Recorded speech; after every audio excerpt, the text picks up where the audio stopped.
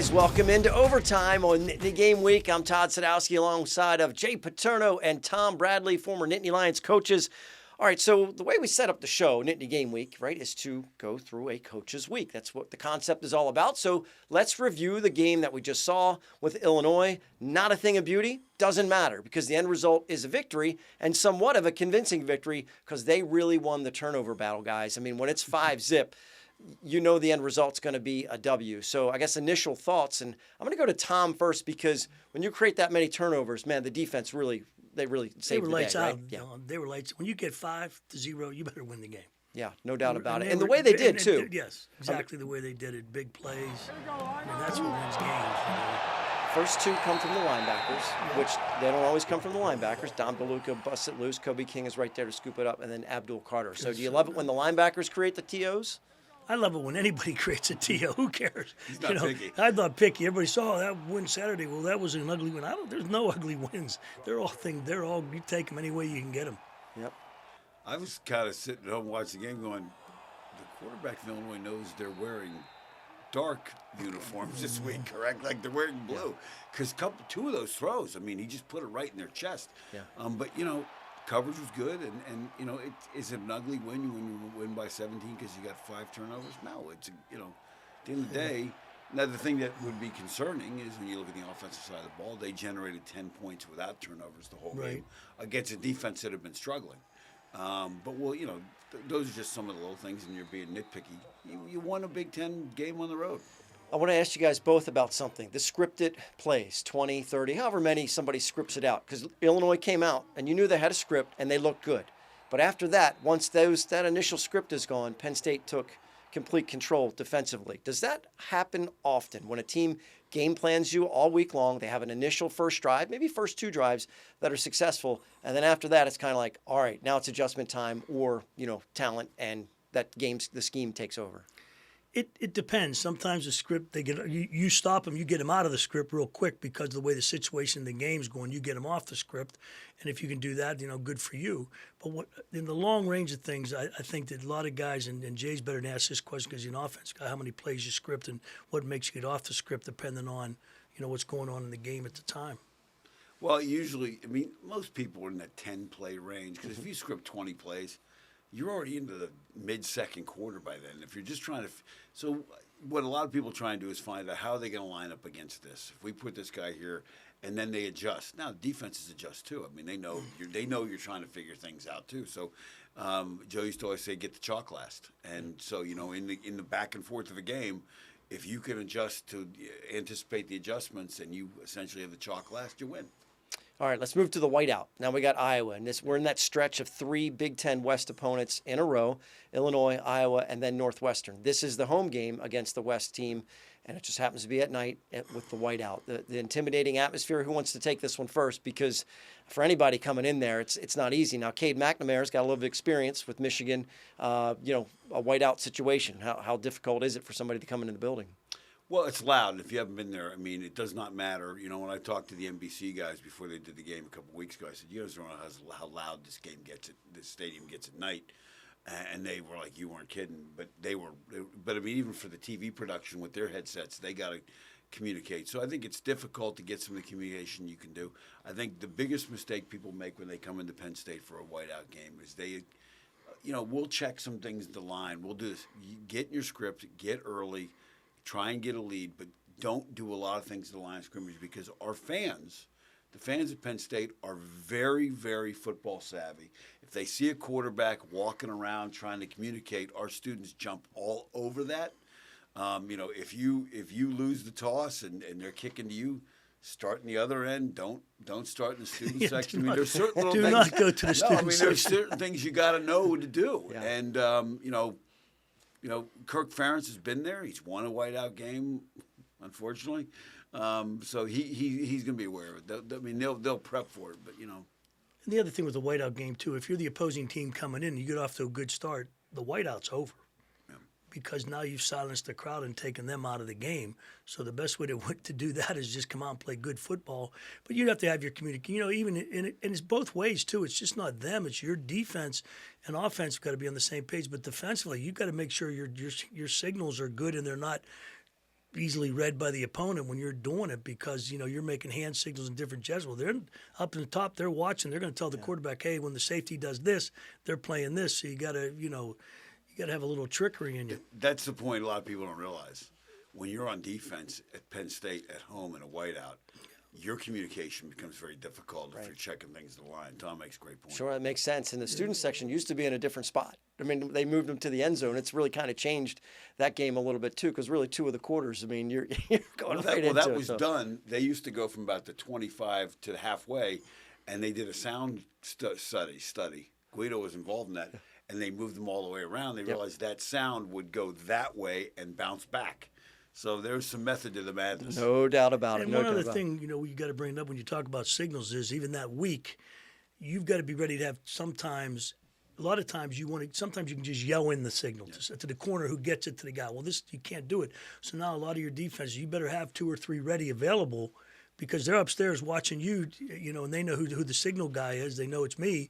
So they're watching me for the signals, and we never had a dummy signal caller because I'm like, well, I'm the dummy signal. I was going to have somebody else do it. He said it. They got banners and They sides. got banners and They sides, got and we never would have, we would whole bunch of stuff We going just on had down we there. had 2 or 3 ready all the time for each defense. We had different signals ready, and a lot of times you could take them in through the corners, not for the whiteout. They're not going to hear it. He said he was the dummy guard.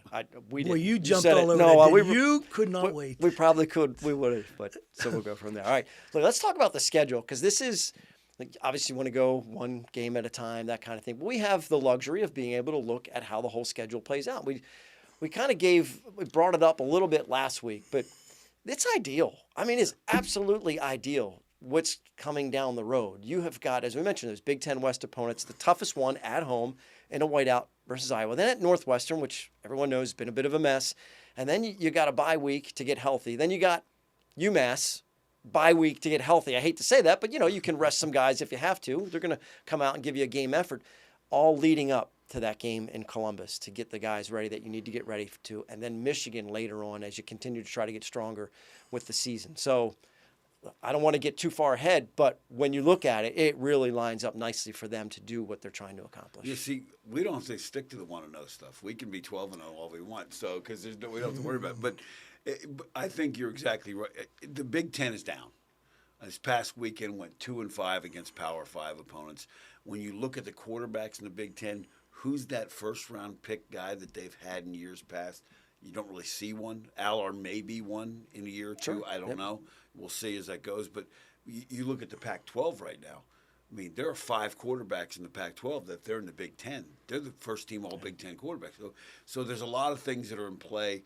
Tom and I were talking just today about, in the late 90s, Wisconsin was good. Purdue was really good. Penn State was good. Ohio State was good. Michigan was good. In that 99 Michigan season, State was Michigan good. State was good. Saban was at Michigan State. And Drew Brees was a quarterback at Purdue. Tom Brady was a quarterback at Michigan. So very different thanks, Jay, league for bringing right them now. up. Thank you. It's very nice. Very different league right now than it is. But there has been, so the Big Ten doesn't quite have the depth maybe that's had in some other years. So I think it does set up for whoever. Hopefully Penn State, but certainly for Michigan and for Ohio State and anybody else that might make a run at this thing. It's not, you don't have that depth in the league right now that you will. But that's going to change next year. Yeah, no doubt. It cycles through, and then you bring in the guys, as you mentioned, those teams you bring in next year. We had put on the show last week the list of, look, Oregon, Washington, USC, UCLA, all in the top 25 and all pretty high up there as well. So you look at it, this is the last year with kind of that traditional Big Ten, so to speak. Tom, you got to tell the guys one at a time. You pick them off, but you can look at that schedule. It looks pretty inviting for the Nittany Lions. You're not going to look ahead. If you're a good football team, you're going to play. It's going to be this play. Get ready for the next play, and just continue that way. And that's the way they're going to want to do it. They'll get their chance at the other big 2 in the division. But all the friends and family are going to say something. No. But the the thing guys. about it is, in every great year, there's a game where you don't play well. Yeah. and you find a way to win it. And you know, that game is going to come at some point. Where it is, who knows? It might be this, you know, it might be Iowa. Who knows? You never know. You got to steal one somewhere. You got to steal one. You got to get one you don't deserve if you're going to run the table. All right, let's move on to the fan questions. We have a couple to add for this week. One of them is about the schedule, the future schedules. We'll get to that one in a second. First, we're going to talk about, oh, no, that is the first one.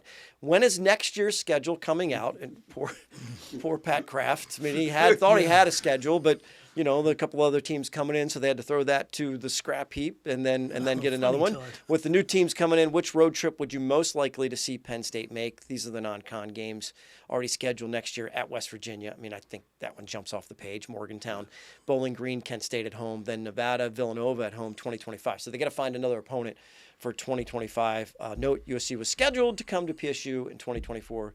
PSU was going there in 2025. That could still happen. We don't know. But we had Pat on the show week 1. He said the Big Ten told him mid-September. We're in the last third of September, so I mean, you know, any day now. That's what we're saying. Let's go. Any day now. Induce labor already. Yes, let's that's go. right. Let's get this baby born. Let's find out what's happening next year. Because you know, when you start talking about West Coast trips, people start to plan those things. Yeah. But I'd love to. If I could go to any one West Coast one. I'd probably want to go see us play at Washington because everyone says that setting is phenomenal. Their fans are really into it, and I'd like to tailgate on the boats in Lake Washington. I think it is. I've been there. It is. The result wasn't a good one, but the pregame, you could see why the people enjoy it because they do tailgate. The boats are right out there. It's a different kind of tailgating, and they're great fans too. Yeah, and Seattle's a really fun city. Well, the possibilities are they're exciting. I mean, I doubt they're going to make more than one West Coast trip a season.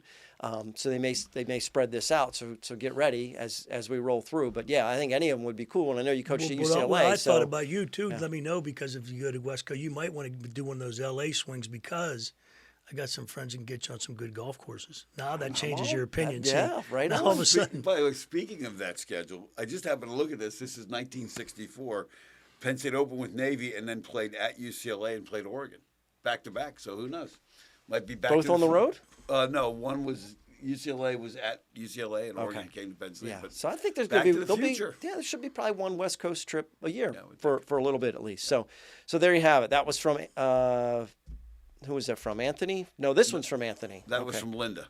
That was from Linda. Oh, yeah, there's Linda on there. Okay, yeah. Thank you, Linda. Appreciate the question. Anthony brings us a question. The offense seems to be having trouble getting big plays in the run game with the two great running backs that we have.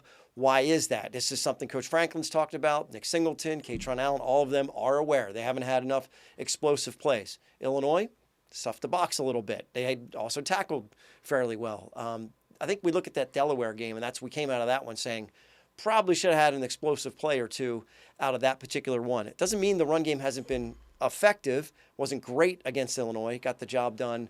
But yeah, this is something that everybody's aware of and we're expecting.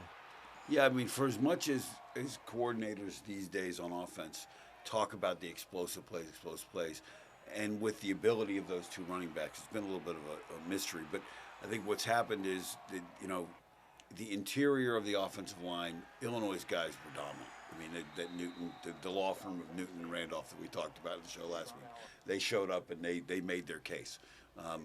But even when the running backs have gotten into that 7-yard range, the opposing secondaries, they've done a good job tackling and wrapping them up and making sure a lot of good gap integrity. But, if you're going to succeed in this league, it's going to have to change. Yeah, they're going to have to come up with some big plays in that run game. They're going to have to make sometimes, they have a saying, BYOB, be your own blocker, so you're going to have to make your own yardage sometimes. I think the other thing is people are packing the box on them. They're playing a lot of man on the outside and saying, okay, well, take your shot here because they're afraid of that running game. Yeah, I think the best way to remedy it is get some guys over the top deep because all of a sudden when you beat that guy deep, I mean, last year against Ohio State, the game changed when Marvin Harrison started to get loose, and now Penn State had to move some secondary guys back to help. Those things help, that part of it.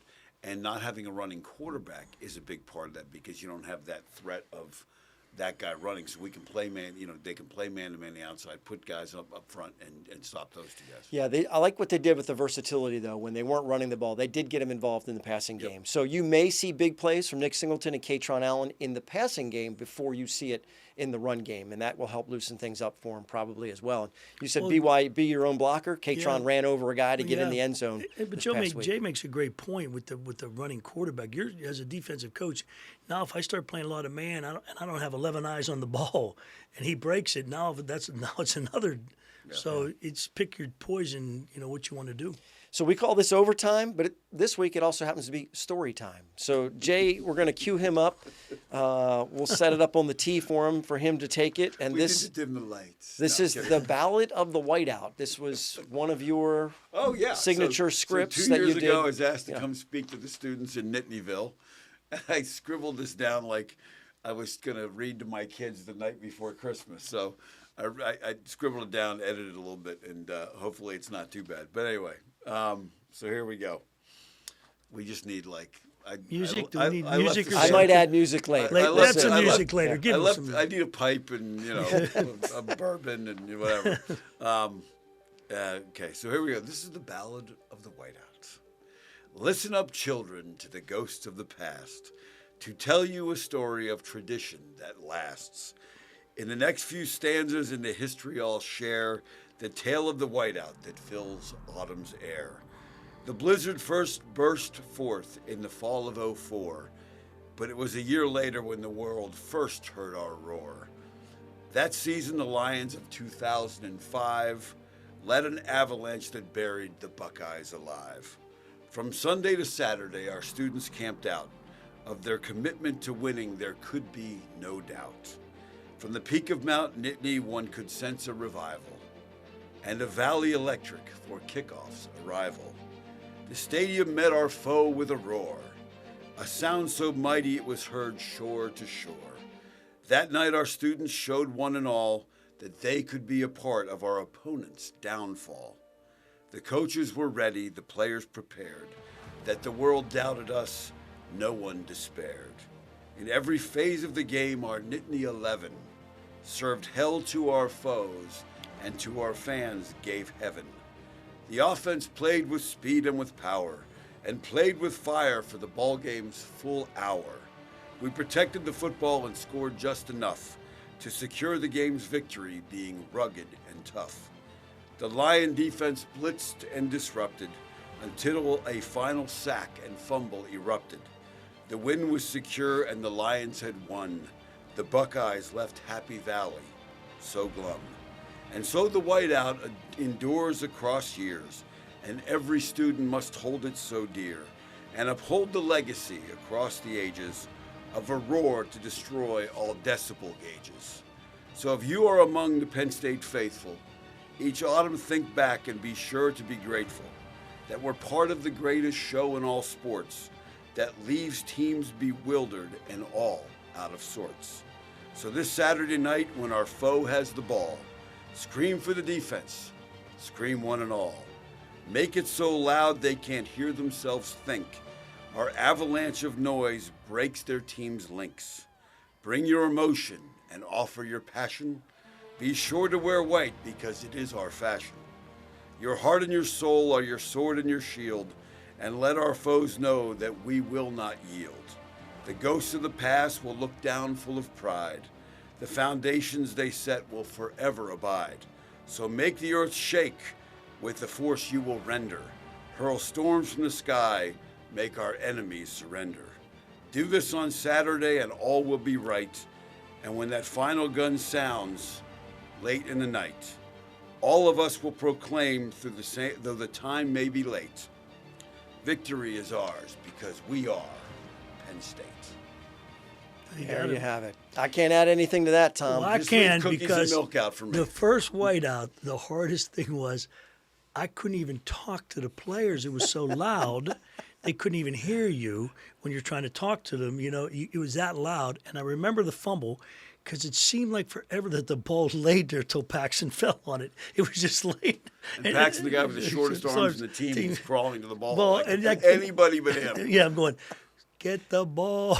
It's like, Awesome. Well, I was there that night on the sidelines, and you encapsulate the spirit of the game. And I think everybody realized at that point just how special that atmosphere was, how to recreate it, and let's just continue to do it when you have something good. keep it coming. Yep. Keep it coming. Yep. So for everybody that's going to the game, that's going to the whiteout, if it's your first one, you're in for a unique experience. If you've experienced it before, there's a reason why you're going back, paid whatever you paid to get there, soak up every single moment. So regardless of the weather, regardless of result, I mean, these are special games that you get to go see. So for Jay Paterno, Tom Bradley, I'm Todd Sadowski. That's your story time on overtime. Thanks for watching.